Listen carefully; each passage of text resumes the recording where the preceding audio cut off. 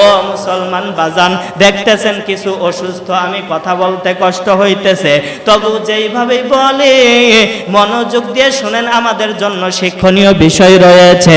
আল্লাহ তাআলা বললেন, এই কুরাইশরা যখন সফরে অভ্যস্ত ছিল, শামে এবং ইয়ামানে সফরে অভ্যস্ত ছিল, তাদের উপর কোনো ডাকাত দল আক্রমণ করত না, তাদের মাল লুণ্ঠন করে নিত না, তখন এই ভয়ে নিত না। আমি তাদেরকে সম্মানিত করেছি, তারা আমার কাছে কাবাঘর হেফাজতের জন্য দোয়া করছে, আমি তাদের দোয়া কবুল করছি, আমি ঝাঁকে ঝাঁকে পাখি দিয়ে তাদেরকে হেফাজত করছি। এই খবর তামাম বিশ্বে পৌঁছে যাওয়ার পর সবাই কুরাইশদেরকে সম্মান করত, সবাই কুরাইশদেরকে ভয় করত, যেন কুরাইশরা তাদের বিরুদ্ধে বদদুয়া না করে। যদি তাদের বিরুদ্ধে বদদুয়া করে তাহলে আল্লাহর পক্ষ থেকে হয়তো গজব চলে আসবে, এই ভয়ে তারা তাদের মাল লুণ্ঠন করত না। আল্লাহ তাআলা এই নিয়ামতটাই স্মরণ করায় বলতেছে, নবীজি আপনি কুরাইশদেরকে জানাইয়া দেন, আমি যে তাদেরকে শীতের মধ্যে এবং গরমের মধ্যে সফরে তারা যে অভ্যস্ত, এই সফরগুলোকে আমি আল্লাহ তাদেরকে হেফাজত করি, ডাকাত দল থেকে হেফাজত করি, তাদেরকে এই নিয়ামতগুলো আমি দিয়েছি। এরপর আল্লাহ তাআলা একটা কথা বলতেছে, আল্লাহ তাআলা একটা হুকুম করতেছে, আল্লাহ যে তাদেরকে এই সফরের মধ্যে হেফাজত করে, এটা আল্লাহ তাআলার কি কোনো নিয়ামত না? এটা অবশ্যই আল্লাহ তাআলার একটা নিয়ামত। এই নিয়ামত পাওয়ার পরে তারা যেন শুকরগুজার বান্দা হয়, তারা যেন আল্লাহর ইবাদত করে। এই কারণে আল্লাহ তাআলা পরের আয়াতে আল্লাহর নবীকে জানাইয়া দিলেন, কি জানাইলেন? ফালইয়াবুদু। ফা ফা শব্দটা, এটা অর্থ হবে সুতরাং। ফা সুতরাং, ইয়াবুদু তারা যেন ইবাদত করে, তারা যেন কি করে? ইবাদত করে। কিসের ইবাদত? রব্বা, রবের। হাদা এই, আল বাইত ঘরের, অর্থাৎ এখানে বাইত দ্বারা আল্লাহ তাআলা কাবা ঘর বুঝাইছে। কি বুঝাইছে? কথা বলেন, কি ঘর বুঝাইছে? কাবা ঘর বুঝাইছে।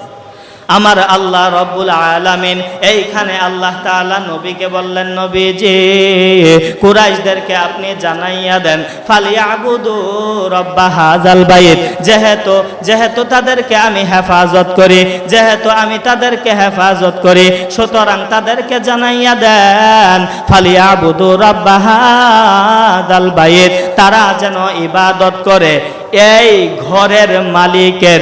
রব্বা হাযাল বাইত, এই ঘরের মালিকের। আপনাদের কাছে প্রশ্ন করতে চাই, আল্লাহ কি কইছে? ফালিয়াবুদু হাযাল বাইত, তারা যেন ইবাদত করে এই ঘরের, নাকি আল্লাহ বলছে তারা যেন ইবাদত করে এই ঘরের রবের? কার ইবাদত? রবের না ঘরের? রবের না ঘরের? রবের ইবাদত। মনে রাখবেন, অনেক হিন্দুরা প্রশ্ন করে, অনেক বিধর্মীরা প্রশ্ন করে, এই মুসলমানরা আমরা যেমনি ভাবে মূর্তি পূজা করি, তারাও একটা ঘরের পূজা করে, তারাও একটা কাবার পূজা করে, তারাও একটা মসজিদের পূজা করে। একটা মসজিদ সামনে লইয়া তারা এই মসজিদের চতুর্দিকে ঘুরে এবং এটা তওয়াফ করে, এই কাবার পূজা করে। আপনাদেরও মনে রাখতে হবে, আমরা মসজিদের পূজা করি না, আমরা যেই পূজা করি এই পূজাটা হচ্ছে ওই মসজিদের রবের। কথা বলেন ঠিক কিনা? আমরা পূজা করি আল্লাহ তাআলার এই ঘরের রবের, অর্থাৎ কাবা ঘরের রবের। আল্লাহ নির্দেশ করলেন, ও নবীজি আপনি আপনার উম্মতদেরকে জানাইয়া দেন, এই উম্মতরা যেন, এই কুরাইশরা যেন ইবাদত করে এই ঘরের মালিকের। এই কথা বলার আরেকটা কারণ হইল, তখনকার সময়ে কুরাইশরা এই কাবা ঘরের তওয়াফ করত, এই কাবা ঘরকে পুঞ্জি বানাইয়া ব্যবসা করত, এই কাবা ঘরের ভিতর মূর্তি ঢুকাইয়া পূজা করত। এই কারণে তাদের শিরকি আকীদা ছিল। এই কারণে আল্লাহ তাআলা এইখানে কাবা ঘরের রবের শব্দ বলিয়া আল্লাহ তাআলা জানাইয়া দিলেন, নবীজি তারা যেন কাবা ঘরের পূজা না করে, অর্থাৎ কাবা ঘরের রবের যেন তারা পূজা করে। এরপরের আয়াতে আল্লাহ তাআলা আমাদেরকে জানাইলেন, ওগো নবীজি আপনি এই কুরাইশদেরকে জানাইয়া দেন, ফালিয়াবুদু রব্বা হাযাল বাইত আল্লাযী, যিনি আতআমাহুম, তাদেরকে খাদ্য দিয়েছে। কি দিয়েছে? আপনাদেরকে সহজভাবে বোঝাই। কাবা ঘরের যে অঞ্চলটা, আরবের মাটি, এটা হলো মরুভূমি। কি মরুভূমি? এইখানে কোনো ফসল হয় না। কি হয় না? ফসল হয় না। এখানে যেহেতু এইখানে কোনো ফসল হয় না, সুতরাং যেই দেশে ফসল হয় না ওই দেশে খাদ্যের অভাব থাকে, তাই না? যেই দেশে কোনো ফসল হয় না ওই দেশেই যেহেতু খাদ্যের অভাব থাকে, সুতরাং সৌদির মানুষরা, ওই কুরাইশের লোকেরা কি না খায়া মরছে, না খায়া রইছে, না খায়া থাকে? তারা আমাদের চাইতে কম খা? আল্লাহ তাআলা কয়, স্মরণ করায় দিতেছে, আল্লাযী, যিনি আতআমাহুম, তাদেরকে খাদ্য দিয়েছে, মিন জু, মিন হতে, জু ক্ষুধাই, অর্থাৎ আল্লাযী আতআমাহুম মিন জু, যিনি তাদের ক্ষুধাই খাদ্য দিয়েছেন, ক্ষুধার সময় খাবার দিয়েছেন, ওয়া আমানাহুম, ওয়া আমানাহুম, এবং তাদেরকে হেফাজত করেছেন, তাদেরকে নিরাপত্তা দিয়েছেন, মিন হতে খৌফ, ভয়, মিন খৌফ অর্থাৎ ভয় থেকে। কেমন নিরাপত্তা?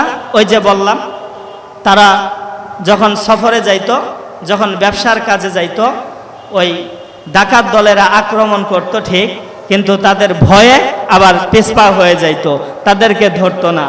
অন্য অন্য মুসাফিররা, অন্য অন্য কাফেলারা, তারা এক বছর যদি ব্যবসা করত, আরেক বছর ব্যবসা করতে যায় আর জীবিত ফিরতে পারতো না, তাদেরকে কতল কইরা তাদের মাল লুণ্ঠন কইরা নিয়ে নিত। কিন্তু এই কুরাইশদেরকে আল্লাহ তাআলা, তারা যখন ব্যবসা করতে যাইতেন, তারা যখন সফরে বাহির হইতেন, তারা যখন ভ্রমণ করতেন, তারা যখন বাণিজ্য করতে ইয়ামানে এবং শামে যাইতেন, তখন আল্লাহ তাআলা তাদেরকে নিরাপত্তা দিতেন। কি নিরাপত্তা? আল্লাহ তাআলা স্মরণ করায় দিলেন, ও কুরাইশবাসী, তোমরা যখন সফরে যাও, তোমাদের লোকেরাও যখন সফরে যায়, তারা জীবিত ফিরতে পারে না, কারণ তারা কাবার রক্ষণাবেক্ষণ করে না, তারা কাবার মুতাওয়াল্লি হিসেবে দায়িত্ব পালন করে না। যেহেতু কুরাইশ বংশের উপরে কাবার রক্ষণাবেক্ষণের দায়িত্ব, যখন তোমরা ওই সফর করতে যাও, যখন তোমরা ব্যবসা করতে যাও, ডাকাতরা যখন তোমাদের উপর আক্রমণ করে, তখন তারা তোমাদেরকে ভয় পায়। তোমাদের দোয়ার বরকতে যেহেতু হস্তি বাহিনীকে আল্লাহ ধ্বংস করেছে, সুতরাং তারাও আক্রমণ করে না যদি তোমরা বদদুয়া দাও আর তাগরে ধ্বংস করে দেয়। এটা কার পক্ষ থেকে হয়েছে? আল্লাহর পক্ষ থেকে।